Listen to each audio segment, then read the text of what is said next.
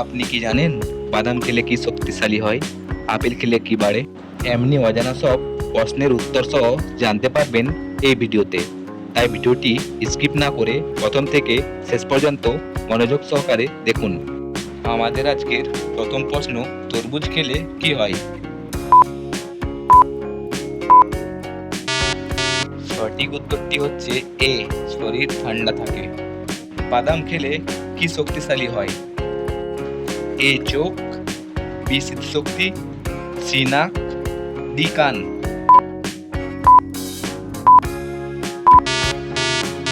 উত্তর বি, স্মৃতিশক্তি। পালং শাকে কোন উপাদান বেশি থাকে? এ আয়রন, বি চিনি, সি লবণ, ডি ফ্যাট। সঠিক উত্তর এ আয়রন। লেবুতে কোন ভিটামিন বেশি থাকে? এ, বি, সি নাকি ডি?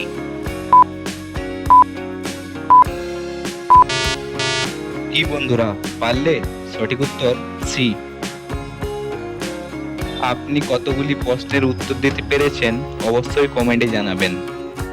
আর ভিডিওটি ভালো লাগলে একটি লাইক দেওয়ার অনুরোধ রইল।